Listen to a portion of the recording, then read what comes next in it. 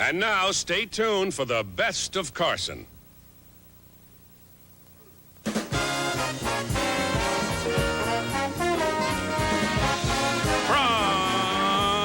Hollywood, The Tonight Show, starring Johnny Carson.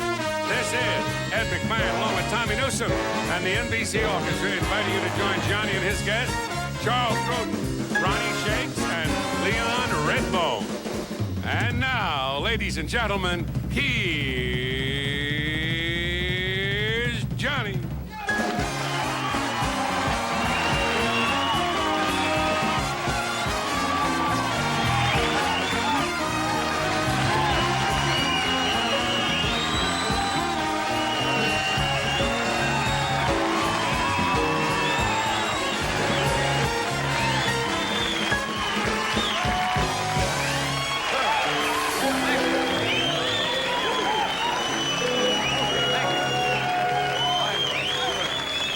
Thank you, that's very nice. I know, you're just glad America is finally over.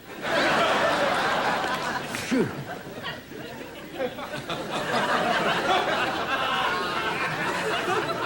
Look at this. Yeah, come here, Tom. We don't see each other before the show. Now you know why.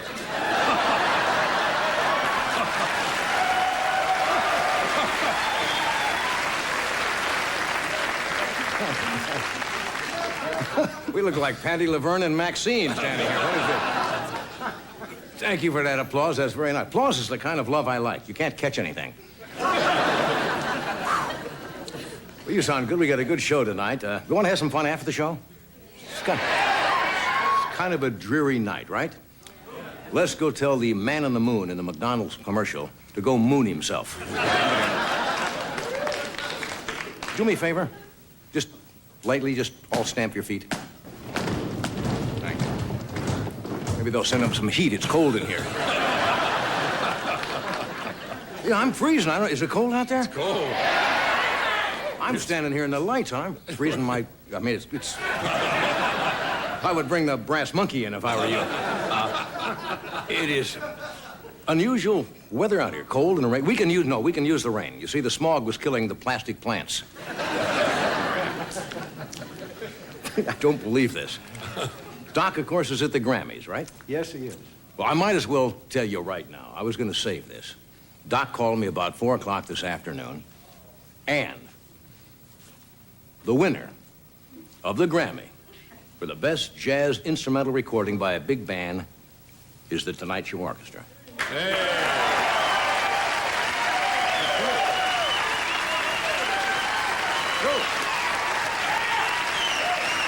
You guys didn't know that? Sure, you didn't know? That's true. He called about an hour ago, and I said, now, the competition was heavy. You had Benny Goodman in there. You had Woody Herman, I think Lionel Hampton, and Mel Lewis in his orchestra. Yeah. And you guys came out on top. That's nice. That's like... Great. Yeah. Did you know, Tom, that the band had won? I didn't even know we made the record.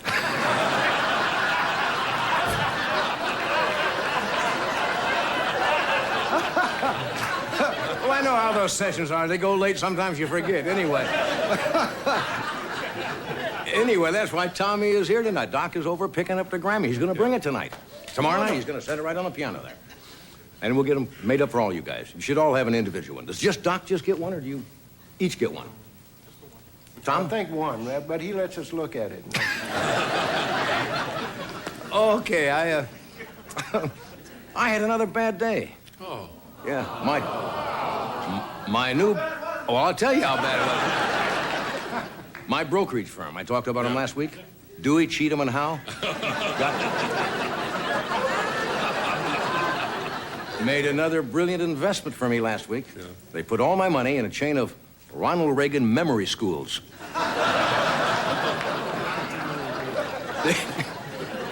The poor president. What's going on back in Washington? The Tower Commission report is coming out on the whole Iran deal, and more things are happening, but I don't know if you read this or saw it on television. According to the New York Times, the president said the other day he's not certain if he approved the first arms shipment to Iran on August the 8th, 1985. He said he just Didn't remember. Now, to prove a point this morning at a press conference, he asked the audience. He said, how many of you remember what happened August 8th, 1985? And when no one answered, the president says, well, I think it's possible to forget. Now, not only that, there's a feud going on. If you read this, between the White House Chief of Staff, Don Regan, and Nancy Reagan. Yeah, apparently he hung up twice on Nancy Reagan. Not a smart move. Last guy to do that to Nancy was Ferdinand Marcos.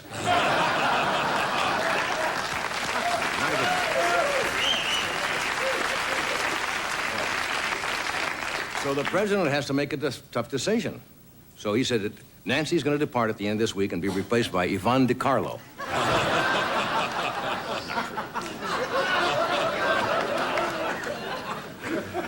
But I understand Don Regan may leave at the end of the week. He's going to take a brief sabbatical at the Spiro Agnew home for screwing up an office which is located in, I think, Nolo Contendere, Maryland. He'll be staying in the Earl Butt Suite.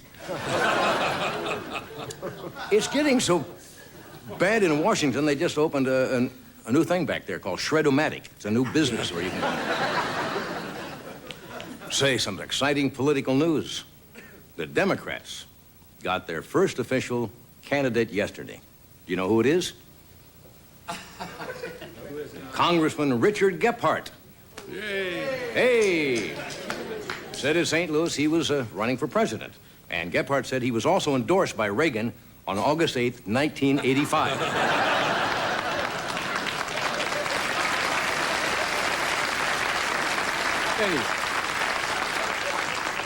Now, there's more to this whole thing. According to USA Today, Oliver North, Colonel Oliver North's secretary, you know what her name is?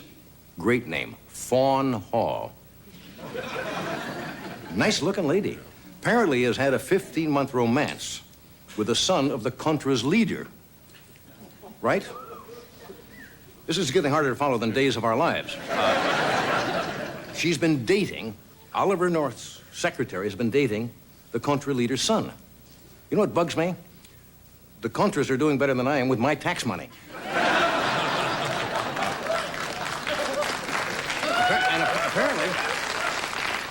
And apparently Oliver North fixed up his secretary with the Contra leader's son. Not only that, he fixed up the Ayatollah with Vanna White, I hear.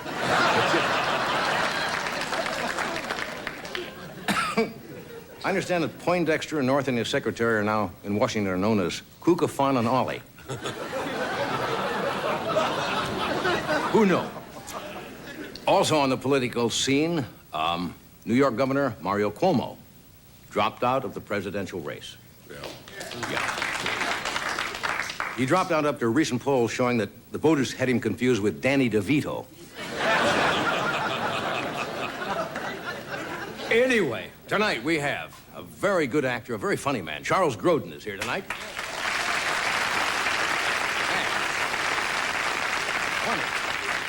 Funny guy. Ronnie Shakes is here. And one of the most original singers, Leon Redbone, is here tonight. So stay where you are. We'll be right back.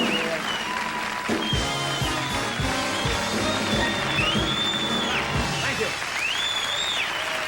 You guys didn't know, huh? What am I really in the mood for? Nope.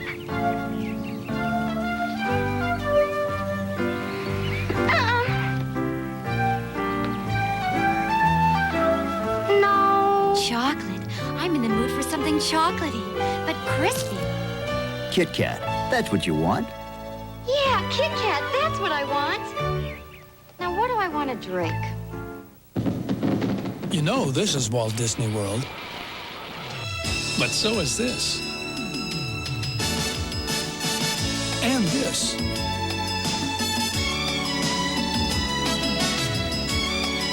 Walt Disney World. A vacation within a vacation. It's the world's greatest resort. This is the year to see the world, Walt Disney World.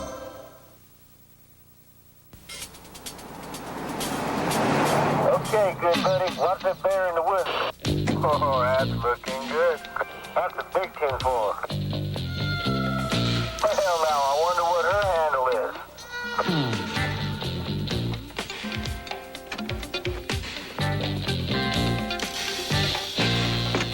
Excuse me. Incline 2. Why buy a new Toyota now? Lots of reasons. Value. Peace of mind. Reputation. All going on right now at your Toyota dealer. Great price. Hot. Immediate delivery.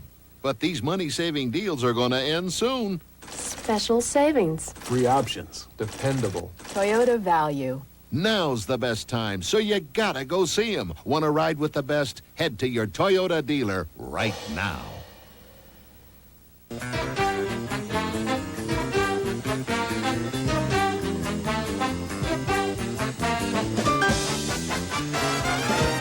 Okay, we are back. Isn't that nice about the band? That's terrific. Good news about the band. Yeah, I was really going to announce it here, but the guys were taken back. But, Yeah. You know, a Grammy is I guess, is like an Emmy or a Tony or an Oscar for the music world, right? Okay. Good work, guys. Were any of you guys on that session? All of us. Oh, good. Okay. Well, maybe it was a pickup local band. Somebody brought another one of these things in today. Yes. You know that you American Family Publishers. American Family Publishers that a fellow by the name of Donald Gold received.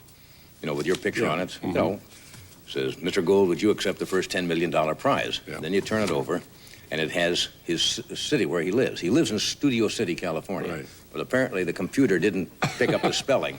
What did he say? Here's Mr. Donald Gold, and here's where he lives. Stupid City, California.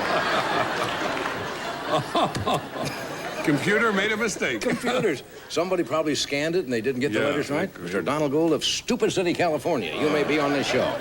We are going to announce the winner right here on Friday night. This coming $10 Friday? million. Yes. $10 million bucks? Yep. Do you know who it is? I'd rather take the fifth on that one, please. In other words, the person who's won the $10 million is going to be on the show Friday, and you're going to announce it? Yes. Just tell me that it's nobody that is related to you. McMahon, you wouldn't buy. No. Okay, I look forward to that. No, it's going to be nice. Who is it? Are you sworn to absolute secrecy Yes, I am. until they're actually Yes, here? I am. But the person knows, right? Yes. Well, wouldn't they tell somebody? No. Oh, okay. All right. Now, let's see. We're talking about the Iran arms deal. It's getting very murky. Have you followed any of this at all? Oh, sure. Okay. The Fawn Hall, have you seen her picture? Pretty girl.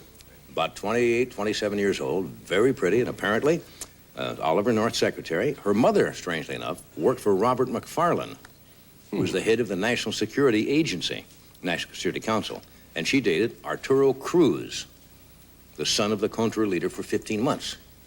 Following, it's like the Colbys in Washington. Now, she admitted the other day that she shredded documents for Colonel North on a regular basis, right? Well, the Tonight Show has a spy of our own in Washington. We didn't want to release this information, but since we have some new... Well, it had to come out sooner or later. Actually, he's a hat maker, but he's gone undercover. And he's known as Agent, yes, a hat maker. And we call him Agent 007 and 5/8. Or by his code name, Deep Fedora. 7 5/8 Federal Express us some shredded documents he found in a dumpster in Washington this week. Right. Would you like to see some of them? I'd love to see them. All right. I've never seen shredded material. Now listen. This is Colonel North. We found out shredded his Fifth Amendment cue cards.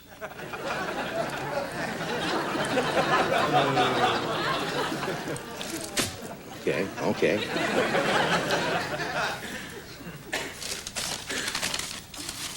I guess this is in no particular order.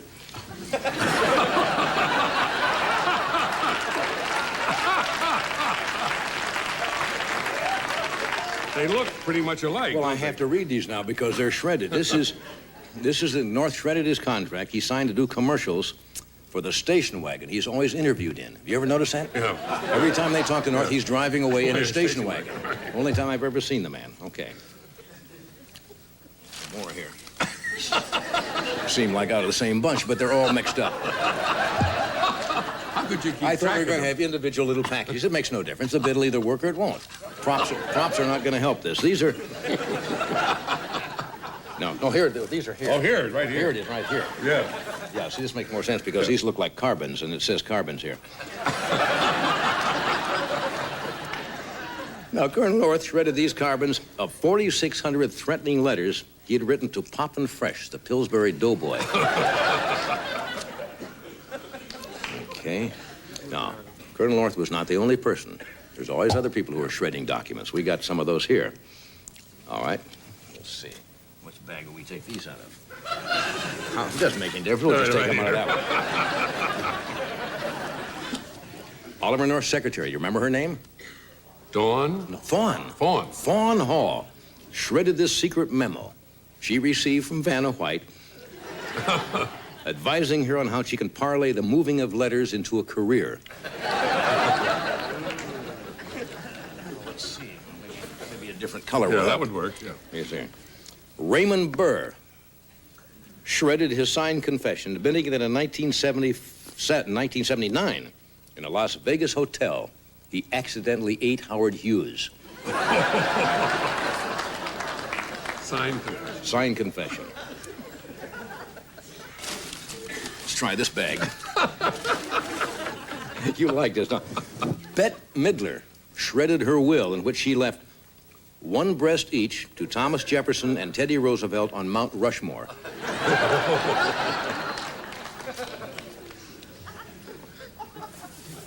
Try this. Is it necessary I keep picking this stuff up? Yes. It doesn't Yeah. It adds a lot. What? No, it adds a lot to I the see. bid. Mother Teresa shredded this note to her bookie asking what's the point spread on Oral Roberts croaking in March. All right. You see? Hey, more of this color. Okay. White seems to be the right color. Lee Iacocca shredded these plans for fitting the 1988 Chryslers with large replicas of his own eyeglasses. Okay. Here's one you'll like. Oh, it's that's nice. Different color, different joke.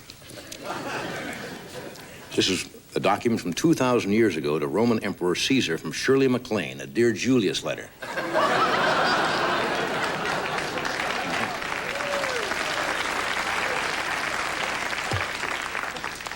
Let me go to the real amusing ones here.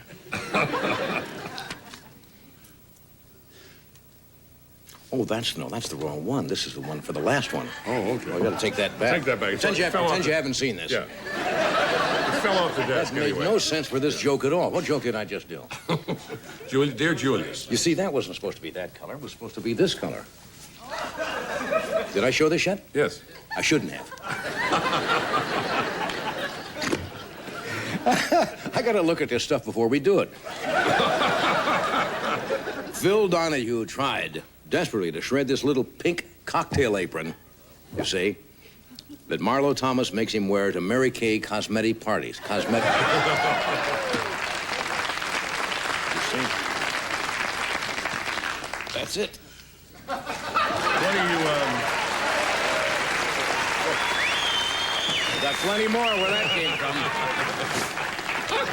Let's have a party. What do you plan to do with Congratulations, this? guys. Yeah. Okay. Oh.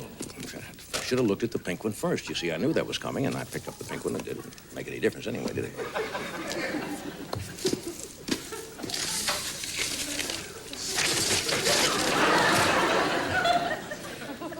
Any of you left out? Yes. Reconsidering? Yes. Yes, of course. What color do you I'm going to mean? give you one more shot at this. We don't want to leave with a bad one. Yeah. This is a note shredded from the branch manager of Los Angeles Bank of America to his secretary, inviting her after work for some safe sex in the safe.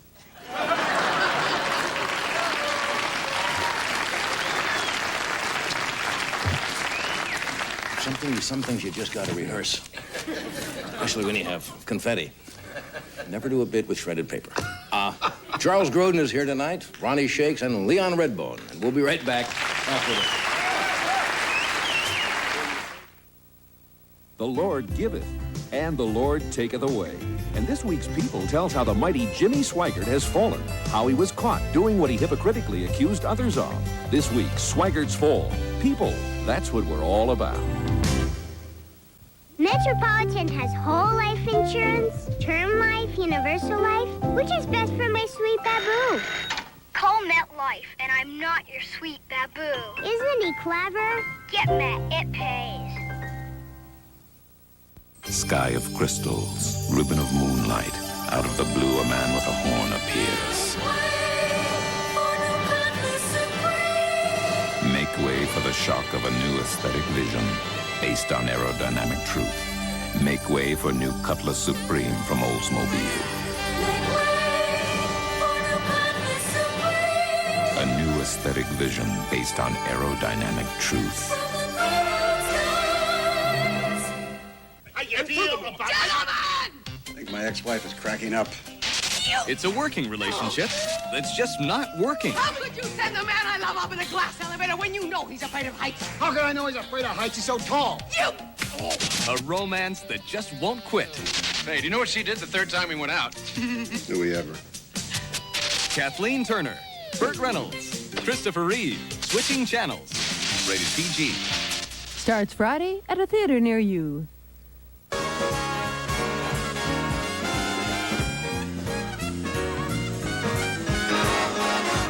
All right, we are back. Okay. My first guest tonight. My first guest has been with us any number. Well, not any number of times. How many times would you say? About 18. Okay, 18 times. And he got off earlier tonight, is what it says here, from filming the movie The Couch Story. C-O-U-C-H. C-O-U. It'll be released, no. Before that's released, there's a period there. Got off earlier today from filming the movie The Couch Story, period. Before that's released, you see, I said before The Couch Story, before that's released. Before that's released, he'll be seen in Ishtar, I-S-H-T-A-R, LPQNB-FCZ9. Why don't I just put the glasses on and quit trying to fake it? With Warren Beatty. Beatty, well, I know that. Warren Beatty and Dustin Hoffman will be released this summer. You want any part? Look, I'll leave this card. As you leave tonight, pick up this card. You'll have the whole introduction. You can do better with it than I. Anyway, he's here, or if he's departed, Charles Grodin is here.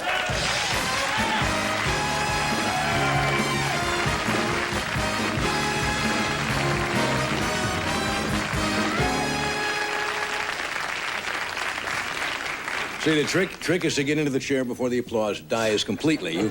You paused too long out there, and it dropped off rapidly. You don't rehearse anything, do you? It's very obvious tonight, no. You know, you don't rehearse with your confetti. You don't know how to pronounce Beatty. I know, well, I should know better than that. The name of the movie is The Couch Trip, not The Couch Story.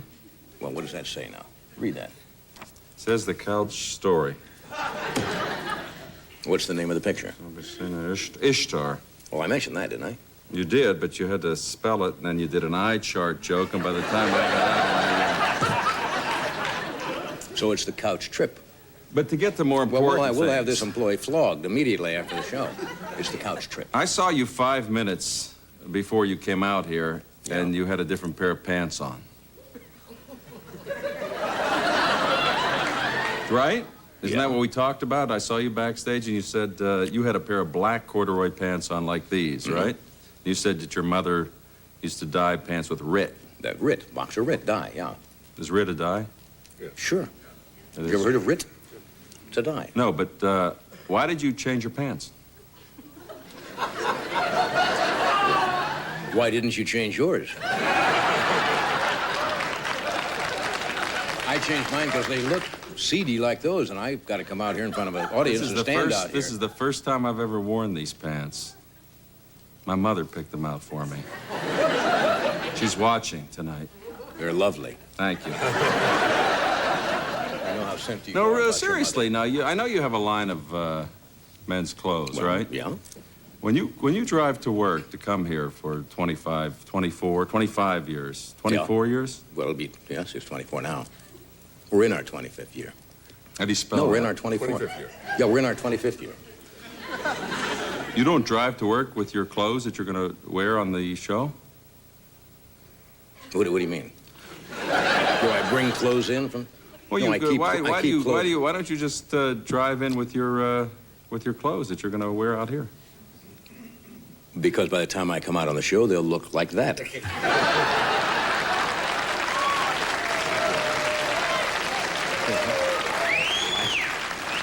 I go up and I get a pair of slacks on. Once I put my pants on, I never sit down.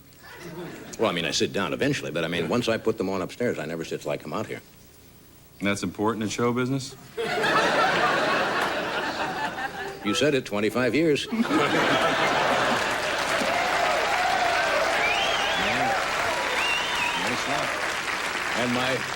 And my key to it is...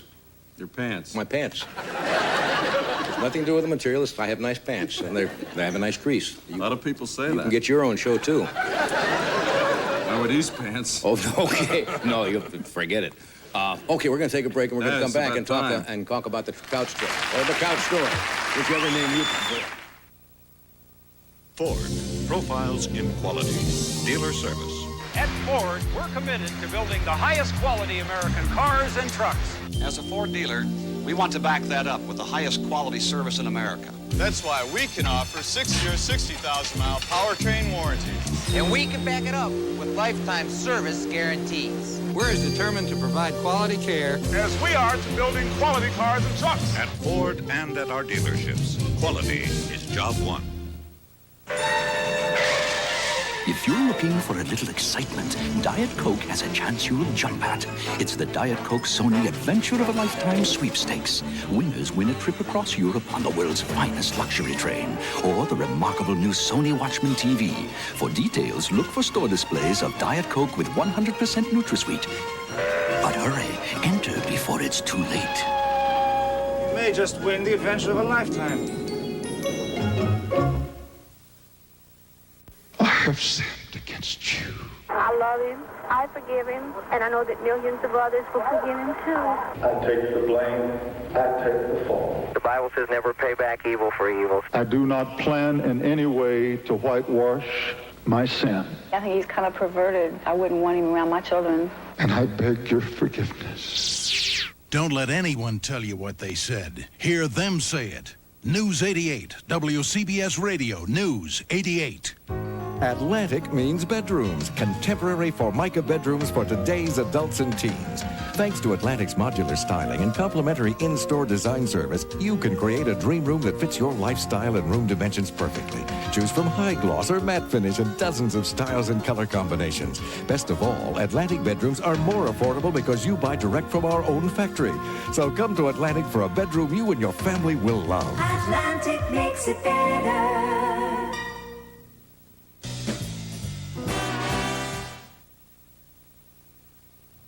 Thursday, Anne faces a choice of life and death. If we don't get that baby out fast, it will die. At the cost of the mother's life. A powerful LA law. Thursday. Not a speck of cereal, never had it, never will. No nutritional content and not much vitamin C either. You will get the minimum daily requirement of Carol.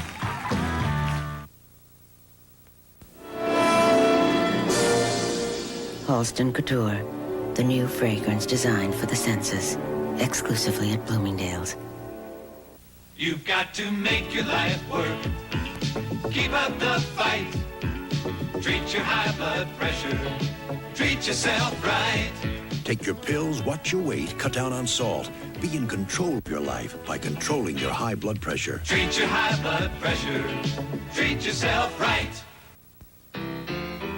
At Volvo, we've been building cars for 60 years. And we've been safety testing them almost as long. Some car makers might say we've been obsessed with safety. Well, they'd be right. You see, we want to make sure our customers keep coming back. Test drive a Volvo at your nearby New York, New Jersey Volvo dealer. It's It's week 8 of the New York Daily News Rich and Famous Sweepstakes. We're giving away big cash prizes daily and a dozen brand new Corvettes. Last week's winner of the 1988 Corvette was Tina Velez. Congratulations. I just won this beautiful new Corvette. I still can't believe it. To play every day, you need a TV Week magazine you'll find every Sunday in the Daily News.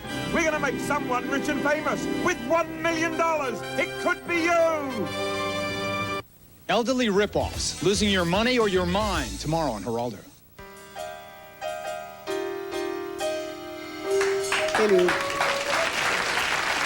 We're back, and we're talking, as we have before, with Mr. Charles Grodin, who is out here filming a movie called The Couch Trip with Dan Aykroyd. And Walter Matthau. And Walter Matthau. That's fast company. You think? Sure. They're very talented. Yeah. Obviously, this is a comedy. It is, yeah. Mm-hmm. It's the first picture I've done. I had some mixed feelings about doing it because it's really a satire on therapy. And I'm really kind of pro-therapy. I'm pro anything that helps people know who they are. Yeah. And to do a movie that kind of makes... This is a radio talk show therapist that I play who has a nervous breakdown, and Dan Aykroyd comes and takes over, but he's a mental patient, so... I see. But I felt a little badly about it because I don't want to knock a profession that I think is so helpful in helping people know who you are. Do you know who you are? Yes. You do? You do, really? Sure. What do you mean now? Is this a deep question? Yeah. You mean, do I know who I am? Well, it's well, Was that the question? You got to go slower. No, I would say that it's very difficult to know who really needs a therapy. Sometimes the most normal, average, healthy. So you have to define normal. But, well, the person who's the most well-adjusted you have is to able define to. that. A person who can go through their life without a lot of angst, with a lot of anxiety. Right. You can look like a perfectly normal person and still need a lot of help. Well, that's true. That's people say there's no such thing as a person who looks like a murderer. Right. Be similar to that is what you're trying to say. That is what I'm trying to say. What I'm saying is that I could look at you right now. Please and really do. have. Yes. And really have no idea if you'd need help. No, and you. I have a feeling one of us does. No. I'm not sure. I would. Or let's be honest. I would say that both of us do. Need help? I think everyone needs help. Well, certainly. I think Ed needs help. No, I mean Ed because who would think Ed needs help? Right. Right? Right. You'll stand up behind that, That's right? right. What do you need help for? Well, I mean, if you have problems in life that perhaps, I mean, is your life as happy as you'd like it to be? I'm not sure. Happiness is a relative term. Happiness is a relative term. Sure. I think most people are unhappy more than they are happy. Happiness is kind of an extra thing. You can't go out looking for happiness. It either comes or it doesn't come. Are you unhappy more than you're happy? Probably. Yeah, I think most people are. I just said that. Yeah. So you proved my point. I knew I heard it somewhere. No. Well, are you happy? Are you happy? I'm amazingly happy because I'm careful. I'm careful of whom I spend time with. With whom I spend recently time. Because of what's happening, you mean, or what? No, I mean, I've been like this for about 11 years, and I've been much happier since I'm more careful about what I do, since as an actor, you have to understand human psychology. You have to study it anyway. Mm-hmm. Have you ever studied human psychology? I took Psych 1 in college. That was a long time ago. Yeah. People haven't changed that much. No, but you have. No. You haven't? No. You think you're the same man now as you were when you took psychology in college? Just about. Still unhappy? Mm-hmm. I was unhappy then, too. No, well, serious. I think most people, if you had to get up every day and say, are you happy at this particular moment, that's tough. What do you mean by happy? I once read an article about you that said that you wake up grumpy, right? I do. I'm a slow starter. Why? Why? Yeah, why? I just do. What do you mean? You can't just say, you're just Johnny. You're not just Johnny. You're Johnny for a particular reason.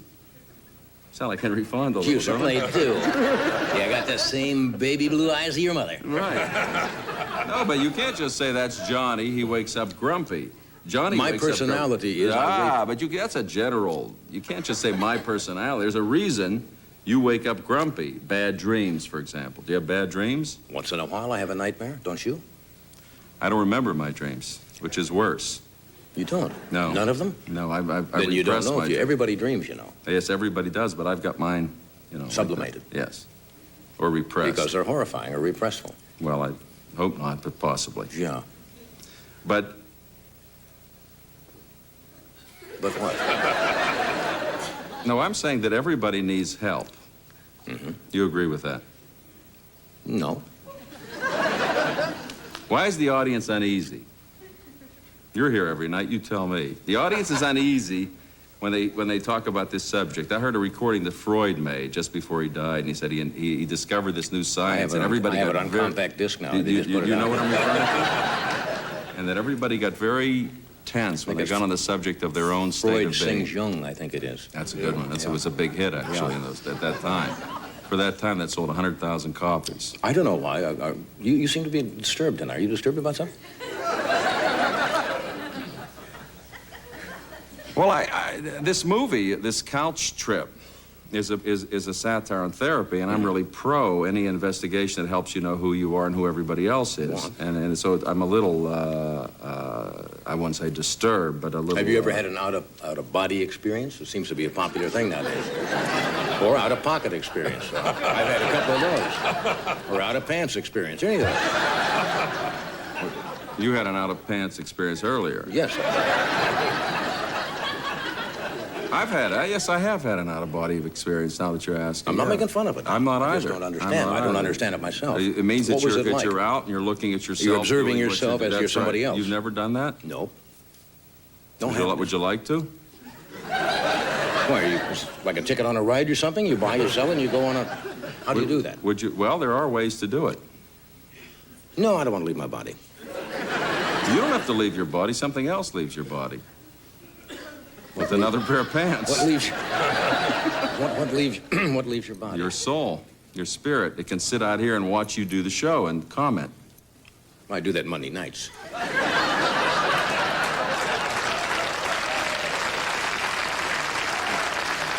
It's actually my soul that is doing the show. I'm saying I'm pro any investigation. You've mentioned that a couple of times. It helps you find yourself or know who you are, yeah. Understanding who we are, and this movie is kind of like making fun of that. And you don't like that because you're in favor of things that make you feel better or find out who you are. Yes. Or discover the inner But self. some people are more interested in finding that out than they are in making jokes about it. Well, I'm just interested in making jokes. Right. Yeah, I don't want to get too deep about this. Why? Because it's too deep, too serious. And too deep and serious means what? No laughs. No laughs. No laughs. No laughs means no job. No job means no money. No money means unhappiness. It's not really quite that simple, but there's a correlation between the two. You're not still concerned about money? No. No, I was never concerned about money. Why don't you use eyeliner? What? Eyeliner. Like under here, eyeliner? No. It'll make me look like a pansy. That's why I don't do it. You're anti-pansy now. No, I'm not No. Why do I need eyeliner? You don't have it on, do you? Sure. And you're gorgeous, too. Let's get off of this. If you can make any sense, send sense to Merkel Press, Washington, find out what the hell we're talking about. We'll be right back. I don't know.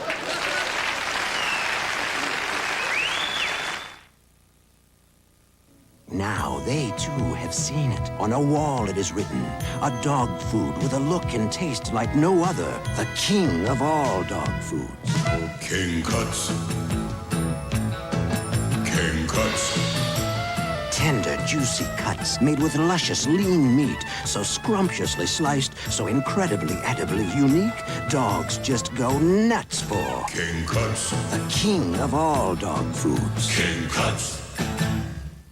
If there were a new, improved tartar control crest clinically proven to be better at fighting ugly tartar buildup, you'd try it, wouldn't you? Better, so there's less of this in your future?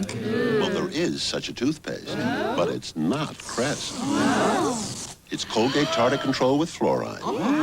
Proven to be over 1.5 times better in a 3-month study and 4.5 times better in a 6-month study. Great tasting Colgate Tartar Control. the better woman. I was 5 the first time I came here.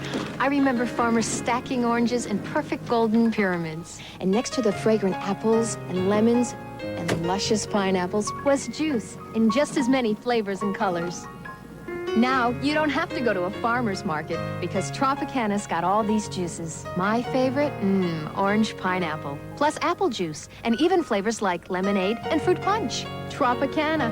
You just can't pick a better juice. Well,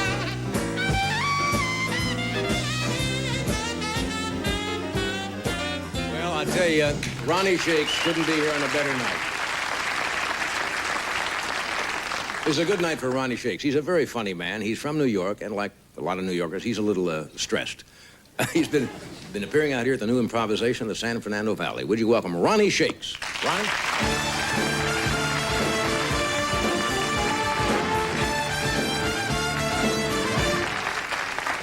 Thank you. Hello, crowd. Yeah, I'm dressed the same, too. It's nice to be here at... Nice to be here at Camp Carson. Yeah, as Johnny mentioned, I'm from New York. Like I had to tell you, one look at me, you know I'm not a product of the Corn Belt. Nobody calls me Lars by mistake. No, no, no. Us New Yorkers, we experience life a little differently. Give you an example. Last February, I had occasion to fall 8 stories down an elevator shaft. I was happy to be alive, but I was ticked off I missed my floor. But that's not my Achilles heel. My big problem is I spend money with reckless abandon. Last month, I blew $5,000 at a reincarnation seminar. I got to thinking, what the hell? You only live once.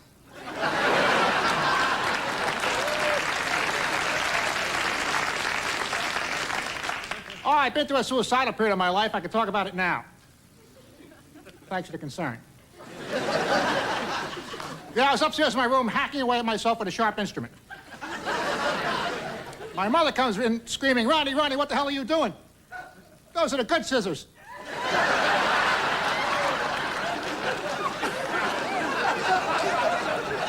Thanks, Mom. But family is everything. My father's going to be a wealthy man very soon. He has a $10 million liability suit pending against the zoo. Yeah, the sign said, do not feed the animals. Mention nothing about sticking your head through the bars.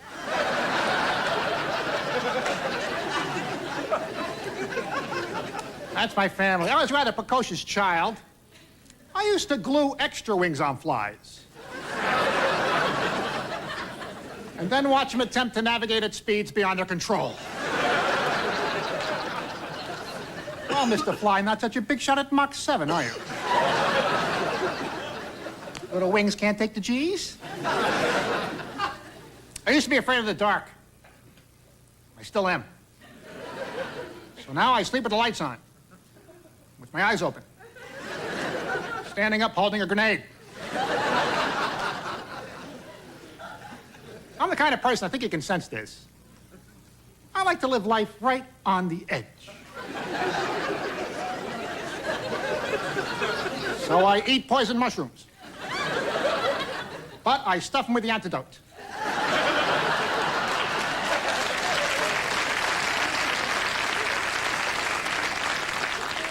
Oh, it's important what you eat.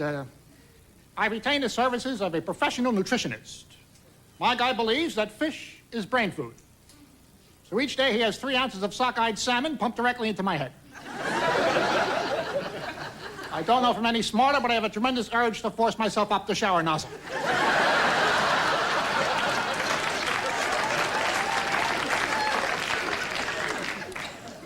Spawning, that's what it's all about. Relationships, the most important thing in the world. They give us a reason to live. Revenge. Now, this is true. They say that women who are dating are psychologically looking for their fathers. Gee, I don't know. Of the girls I've dated, their fathers are looking for me.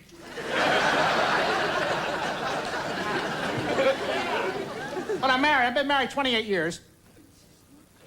Well, I've taken the liberty of calculating that in dog years.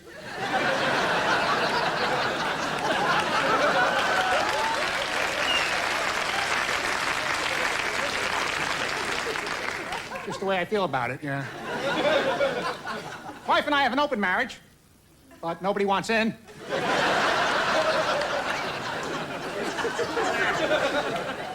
Yeah, I got married. I'll tell you why I got married. I'll tell you why I married this girl. I'll tell you why.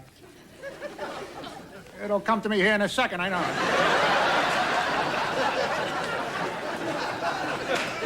Oh, yeah, I asked her one question. I said, honey, if I was in a fire and I was burned beyond recognition, would you still love me? And she said, yes. Even more so.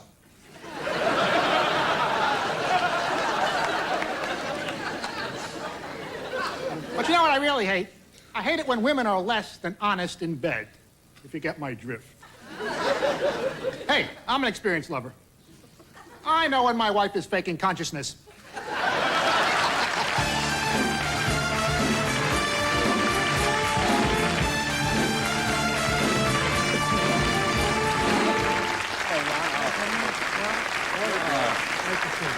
Thank you. Good to see you again. Oh, thanks, Johnny. You grew it back, didn't you? My mustache. Last time you were on the show, you were sans mustache. Right. Why'd you grow it back? Tax purposes.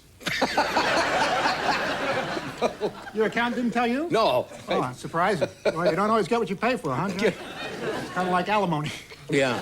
You just felt a little naked without it, or what? I did, yeah. Yeah. Yeah. Things are going well? Very good, thanks. Yeah. Not bad. You don't live out here now, do you still? I still live in New York, yeah. Yeah. I can't make the move. I don't know. Why not? I think the North Pole is now located there, and it's just the magnetism keeps me there, or something like that. Yeah. Did you always want to stand up in front of an audience and be funny? No, the furthest thing from my mind. Really? I never knew really what I wanted to do. I took one of these, what do you call it, aptitude tests? Yeah. Results came back. Counselor called me in. He said, Mr. Shakes, would you rather be a transvestite hooker or work in a slaughterhouse? So? I was happy I had options. You know? Things are going great. Very good. And very you're funny, good, man. thanks, yeah. We're going to take a break here. We're going to come back. Leon Redbone is here tonight, so stay where you are. Come on, Sprout. Pin the vegetables on the dinner plate. There. Aw, too bad. Huh? Vegetables go on the side. Not necessarily, said the giant. Introducing Garden Gourmet. Now he's added tender pasta, rice, and seasoned sauces to make vegetable dishes so satisfying, sometimes they get the plate all to themselves. I win! With Microwave Garden Gourmet, everybody wins. Ho, ho, ho. Green Giant. Harry, if you don't want to end up in court, you better send that child support. I'm calling about your son, Grover. You better send money. His ski trip's over. Send the money now, you dig? Or we won't make our next gig. To send someone money fast, come to Western Union. We'll make sure it gets to any of our 10,000 locations, usually in 15 minutes or less. Cruising! Western Union, the fastest way to send money. Page 74. A brave Gilda Radner laughs at cancer. Page 17. The Challenger disaster. And some answers from the man who knew too much. And in a world of turmoil, a few pages of serenity.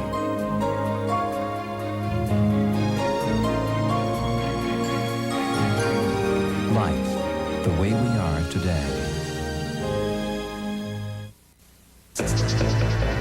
Michelle! Pat Collins of WWOR-TV calls Frantic, a heart-stopping thriller in the Hitchcock style. Harrison Ford is the ultimate hero. Frantic, rated R. Now playing. Check newspapers. Happy birthday, Care. You've been working hard for 40 years. You deserve a wish. Wish for food for hungry people in Africa, Asia, and Latin America. Happy birthday, Care. May all your wishes come true.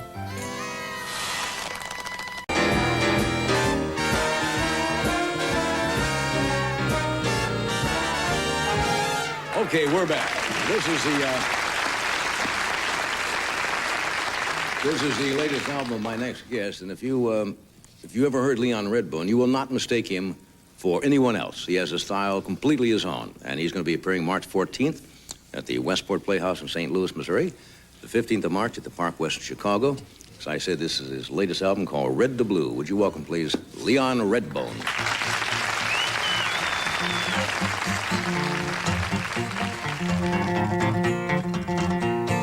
There's a great big mystery, and it sure is worrying me. It's did it, what did it? I did it, what did it? Will somebody tell what did it, what did it mean? And goodbye, 4.4. Come on, baby, give me some more. I did it, what did it? I did it, what did it? Will somebody tell what did it, what did it mean? I went out and I walked around. Somebody got look who's in town. Did it, what did it? I did it, what did it? Will somebody tell what did it, what did it mean?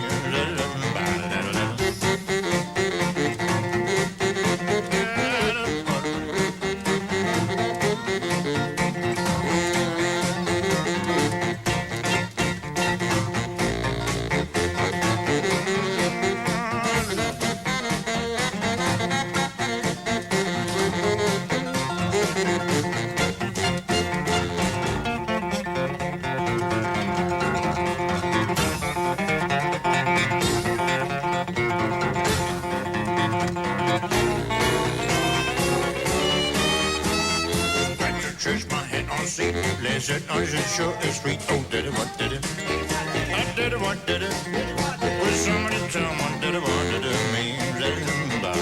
Come on, did it? Got to go. Give me that ring you're sitting on. I did it, what did it? I did it, what did it? Will somebody tell what did it, what did it mean? Did it, really, what did it?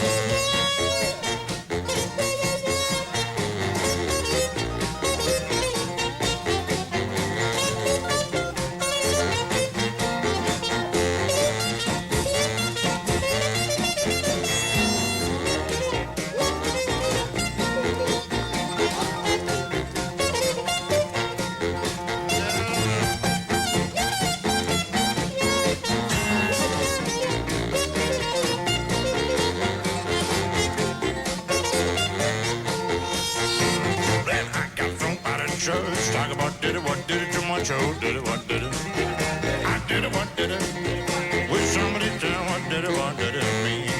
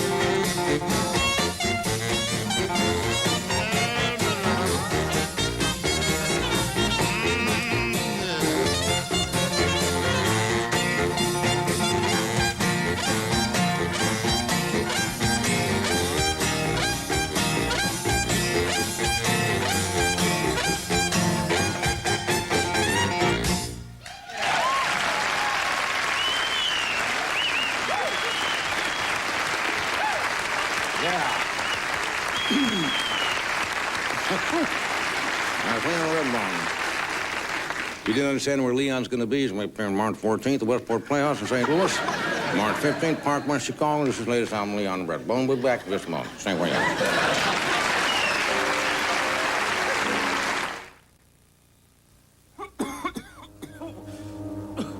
We interrupt this cold to bring you this important message. Introducing new NyQuil Cherry flavor. Now people of all tastes can relieve their colds at night. New NyQuil Cherry flavor. NyQuil Relief. Cherry taste. Your daddy's sailing home today from so far away. You know you've got your daddy's face, his smile.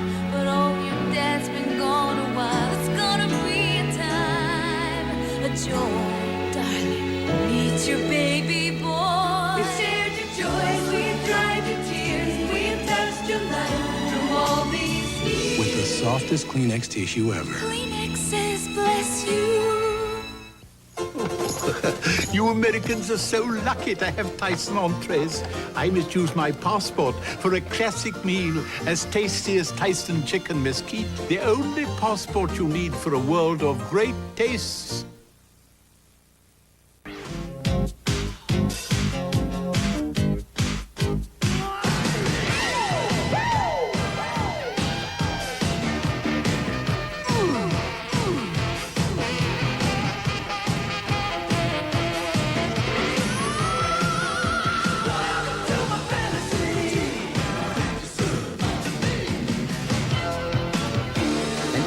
excitement. It's Chippendales live on stage.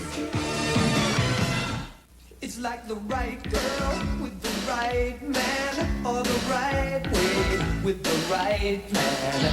Take a new step, make your next round. The silver bullet, it won't slow you down. So come on in the Coors Light, it's the right beer now. To the good life, yeah. Good life, yeah. So come on into Coors Light, it's the right beer now.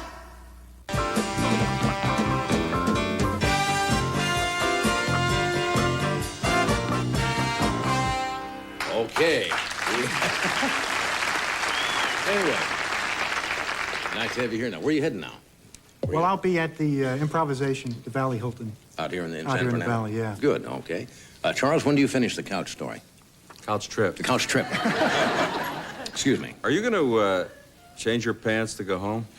Yeah, I'm gonna get back in the corduroys like I had. Why? I leave this here, and they press it up. Are you going somewhere? This home. You're going to change your clothes to go home? Mm-hmm. Why? That's just what I normally do.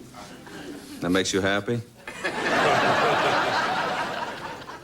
You need help.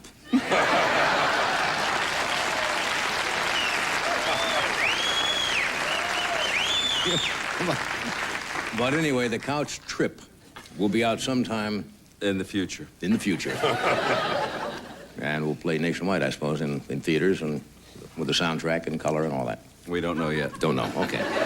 Anyway, it's always interesting having you here. You'd be interested in leasing those pants? Sure. I mean, the black corduroys. Sure, you can have those anytime. They'll go nice with those. Anyway, thanks for being here. And Anyway? Sure. We'll see you soon. Give my best to Mom, too. Tell her I'm sorry. About what? Well, she should be sorry. No, I don't know what we're talking about.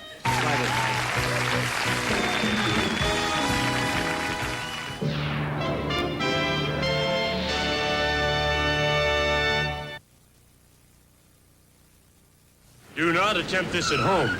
We are professional dummies. You could learn a lot from a dummy. Buckle your safety belt.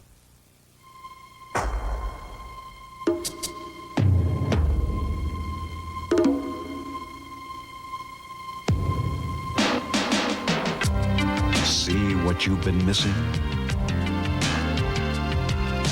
Days of Our Lives, weekdays. I do think that the show is very much a reflection of the town meeting or the street corner gathering. Here's an opportunity for the average citizen to actually say what for, and I think have some impact. No spinning wheels, no desk, no couch, just ideas. There should be more, not less of this. Phone sex, innocent fun or dangerous dialing. Next Donahue. What do you got? 2 pairs. Let's see them. 2 pairs of men's leather dress shoes. Just $45 at Endicott Johnson and Father and Son. What do you got? Same thing. 2 pairs, $45. Me too, boys. Looks like we all win. Draw your 2 pair of men's leather dress shoes. Just $45 at Endicott Johnson and Father and Son. You're gonna really clean up with savings of $14 to $28. Well, Bob, as today's champion, you get to choose between the Toyota Corolla and the Nissan Sentra. I'll take the Sentra. Are you sure you realize the Corolla has a higher price? Yeah, but the Sentra's a better value. How's that? Well, the Sentra has a higher quality rating. It also comes with power steering, a tilt steering wheel, and an AM/FM stereo. The Corolla doesn't even have a radio. Looks like you made the right choice again, Bob. Okay, Bob. Thank you, Bob. Bob, I appreciate you being on the show. Let's hear it for Bob. See your Tri-State Nissan dealers. We're #1 in quality. Little Richard's our guest tomorrow on Live at 5. My first guest, I consider a good friend. He's been with us several times in the past few months, and a most original and creative talent in our business. Would you welcome Mr. Orson Welles?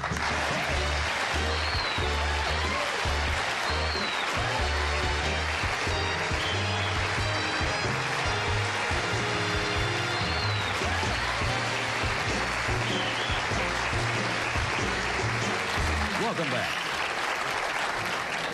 I'm going to tell you something. I thought about it upstairs tonight. The very first time you were booked on this show, I was really kind of scared. I don't know whether you know that or not. I didn't tell you that because I've always been in somewhat awe of you, and I did not know you at the time. But we'd been on the same stage together, and no harm had come to you. That is true. That is no harm. And I was. And then you were on that show the first night, and everything just worked great, and now it's so great to have you here all the time. Well, I was much more scared than you were, believe me. Oh, come on. Oh, No, sure. That I won't buy at all. Well, of course. Of course, anybody's scared to get out in front of the public. I think it's only the people who haven't done it very long aren't scared. Just now, for instance, they said I was waiting behind the multicolored curtain, and one of the fellows back there says, well, this must be like old hat to you.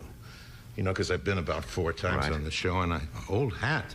I was, it was just like an opening night. Nervous I guess performers, no matter how much professional they are, and sometimes the more professional, the more uptight they get. I remember reading, and I found it hard to believe that Helen Hayes at one time, when radio, could not stand at a microphone and read a script. Not true. Is that not true? She did 6, it was under contract. Is there somebody else I'm thinking 6 of? plays a year from me when I had an hour radio show, and she was super professional. She knew radio very well. Then I have the wrong lady, but someone of that wrong lady, stature, somebody like that, absolutely was petrified to stand there with just the sheets of paper. And yeah, a lot of people can't read. You know, reading on radio is another talent. It is. Some people can ad lib and some people can't, and some people can read a script and make it sound like they're making it up, and other people take a long time. Larry Olivier, for example, is a terrible radio actor. But on stage, then? Well, he needs his 3 or 4 days. His first readings are very mysterious. You think, that's Sir Lawrence, is it, you know? That's unusual. Yes, you see. And I had him on the radio several times. And the first time, we had an old radio actor called Ray Collins who came up to him, said, didn't I see you on Big Sister? That was a soap opera, you know? And he came up to me later, Collins, and says, this poor fellow doesn't know what he's doing. Maybe we better help him out a little. Laurence Olivier. Yes, that's right. Because he was nervous about reading the words off the page, which is a special thing. I drive home now after the show, and one of the stations out here has been playing a lot of the old radio broadcasts. Suspense and a lot of the original comedy shows and drama shows, the Lux Radio Theater. And you realize what a wonderful medium radio really was when it was done well. Dramatically, it was, I don't think there's any medium better, because it, first of all, it did what television doesn't do. It made people listen and pay attention, because as we are talking, the great majority of our public may well be wandering about the room or up to something else.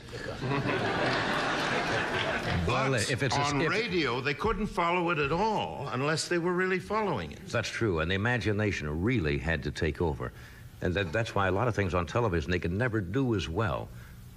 For example, I don't think on a television show they could do a really horror or mystery type of thing as well. No, because your own imagination would do it. Because they can't create those special effects that's in the mind all the time when you hear it. Oh, yes. For great days. I had intended to bring a little magical illusion with me, and I put it in the wrong jacket. No magic tonight? So no magic tonight, and I had also told myself that I would do what Mrs. Temple used to tell Shirley before every take, and I find I'm not doing it. Do you know what she used to say? No. This is really true. Just as they put that slate on, you know, take number 4, whatever it is, Littlest Rebel. She'd say, sparkle, Shirley. Sparkle, Shirley. So that's what I told myself behind the curtain. Sparkle, Orson. Like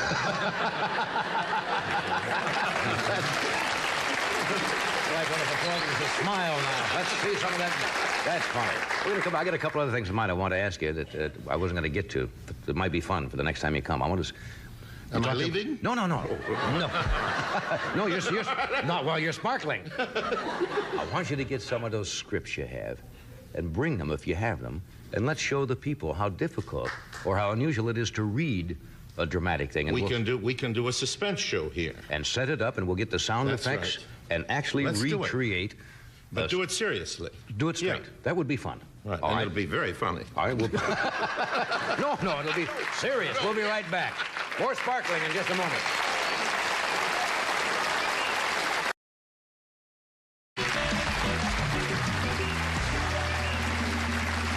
We're back. Orson and I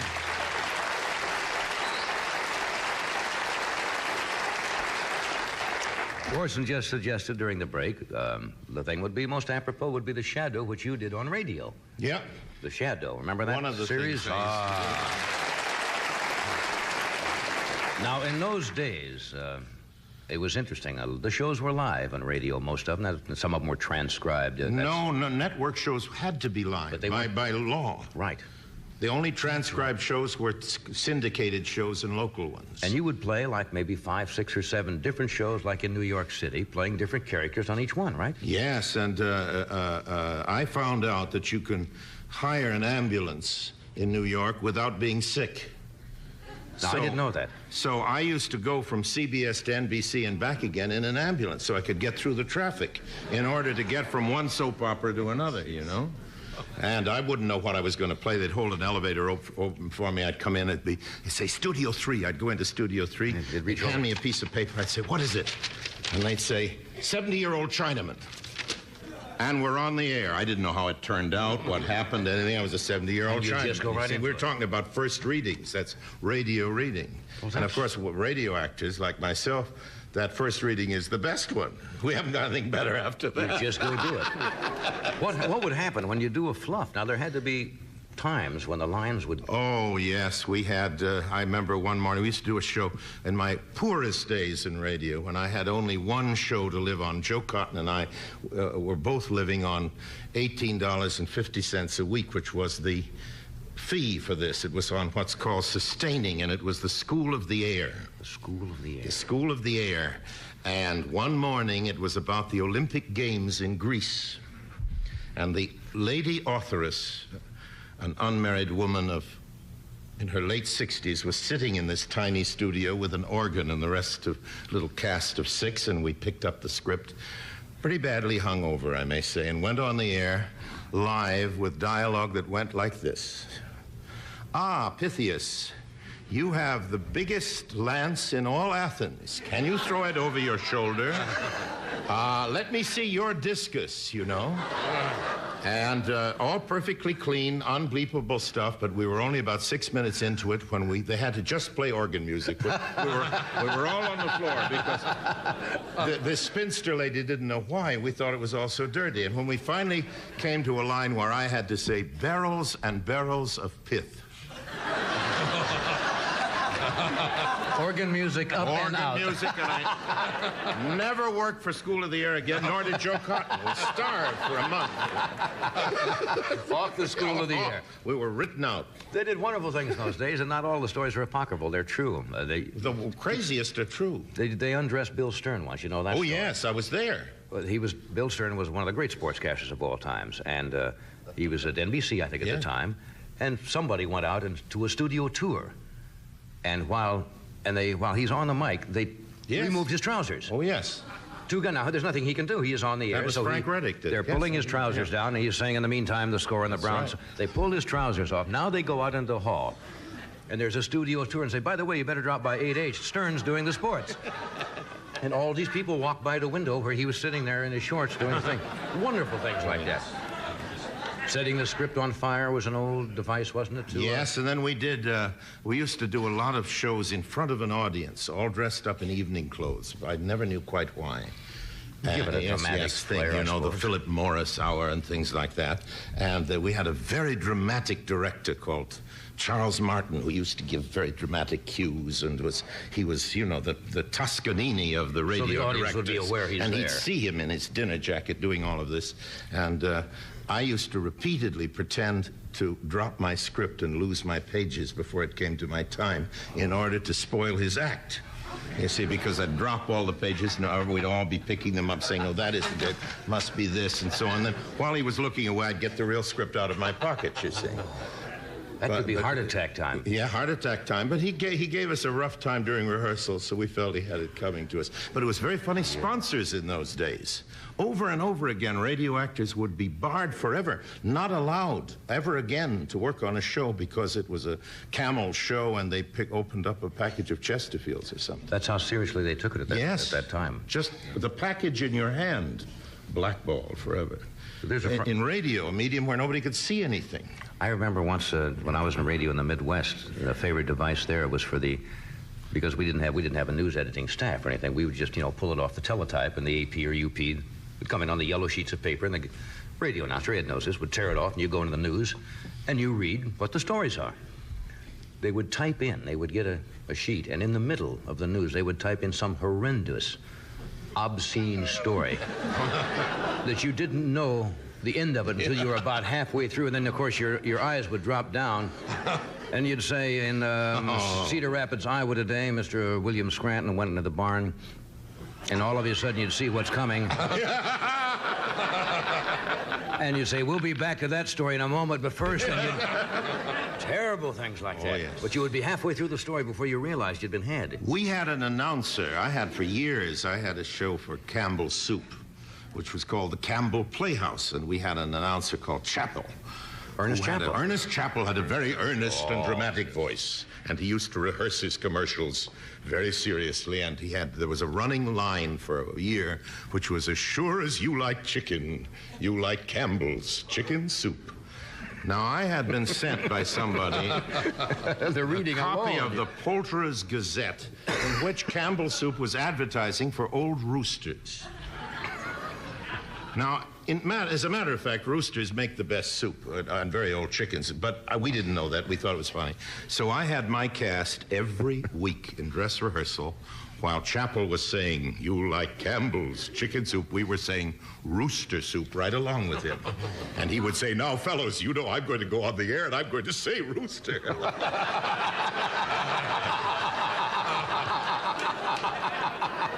He did. He did.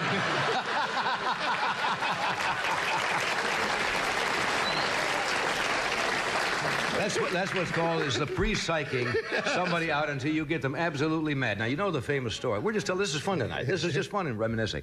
You know the famous story that George Burns did to Jack Benny? It had to do with Jeanette MacDonald, did it not, Freddie? I don't know it. It's a wonderful story, and it shows you how you can psych somebody out. Apparently, Jeanette MacDonald and her husband threw lovely parties, but inevitably, before the evening was over, somebody would ask Jeanette MacDonald to sing, which she would. If they didn't, she had somebody hired who would. Because she wanted to sing.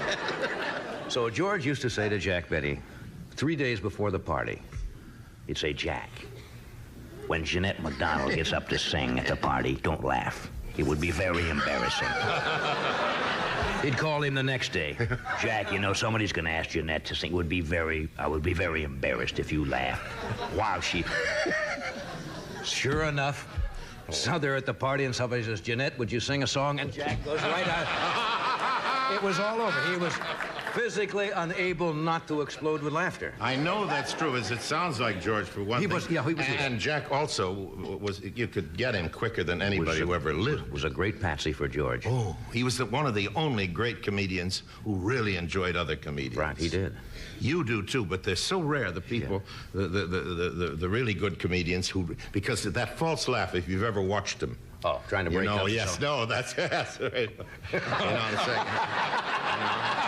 I like your I used that in Grossingers in 1939. I like your Ernest Chappell reading of the chicken soup. What is that again? It's as sure as you like chicken. You like Campbell's chicken. Rooster, chicken, rooster. Oh, I got another story. I got another one come to mind. Great. Oh, this is more fun. Ed Hurley, one night. I've told a story on the air before. Ed Hurley, who does the Kraft cheese commercials and has for years of the Kraft Playhouse, had the actor Seshua Hayakawa, and they had fit in. He's in the booth. You're in trouble now. No, he's absolutely... And, of course, Ed Hurley has this wonderful rhythm in his voice, and he's just finished how to make this wonderful cheese and send for the booklet and 50 ways to prepare Kraft cheese. And he's in the booth sitting like this, and it's the end of... the credits are coming over the crawl. And Ed Hurley, he says, next week, we have the bridges of so-and-so and so-and-so starring that magnificent actor, Seshua Hayakawa. And you heard this, he said, of course, Seshua Hayakawa. And now you hear just a little bit of it in the booth, and Ed now comes on to try to really bail himself out, and he says, you'll have to, excuse me, ladies and gentlemen, but I've always had a little problem with that name, but of course I'm talking about Seshua Hayakawa. He did it 3 times in a row, and I fall out of the chair. I am absolutely... By then it was all, he couldn't get it. If Hayakawa was there, he couldn't have got it. I had a show called The Cornstarch. I was the voice of Cornstarch. Oh, you're putting me on now. I kid you not, and it was one of my first really good jobs because it was 5 days a week, $75 a time. All I had to come in was read a poem while the singing strings of somebody or other played, and I'd read this thing. And I had to write a little thing about the poem before I would read it. It was a 15-minute spot for the housewife at noon. And I had been up about 3 nights without being to sleep for overwork, as you may imagine. And came in one day, and it was a poem they picked for me by Robert Browning, and I couldn't understand what it was about. And I didn't know what to say about it. And I remembered a line from a play that I'd been in, The Barretts of Wimpole Street with Cornell, when she says to Browning, who was a character in the play, "What does this poem mean?" And he says, kind of a funny line that he really said in life, "When this was written, only God and Robert Browning know what it meant. Now only God does." So I thought, I'll say this, the ladies will enjoy it. So on singing strings.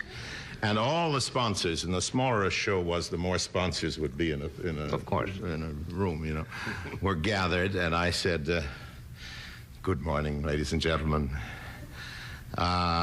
This poem puts me in mind of what the author said originally, that when this was written, only Brob and Grobbit breeding."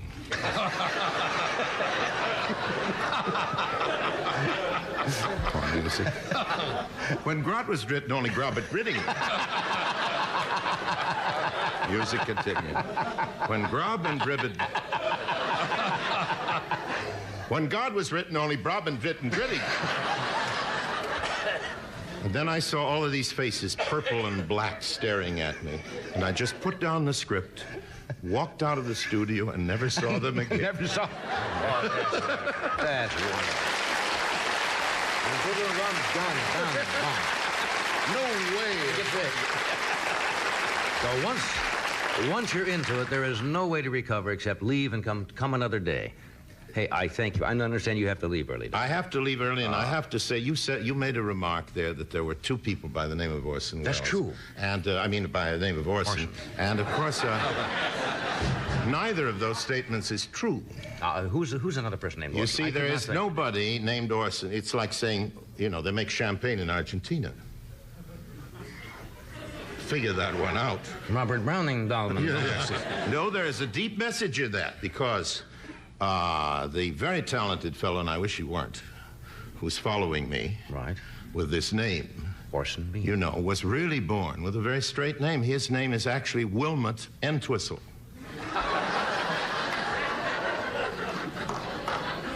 I don't buy that at all. Well, it's a name like that. Ask it. Wilmot Entwistle? It's a name like that. Ask. What happened was, in those days, Bob, they used to use my name on radio just to make people laugh. They used to think Orson was that funny. Orson. And maybe it still is. And this fellow, Wilmot... Wilmot Entwistle? Yes, Entwistle, or Brace-Griddle, whatever it may be. Deciding at the beginning of his career that since he didn't know any good material, he'd better come out with a funny name. Took up Orson. Invented Orson Bean. Do you know anybody else besides you and Orson Bean named Orson? His name isn't Orson. Well, I mean...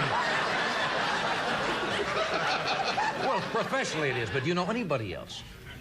No. No, and there'd better not be. Thanks for coming.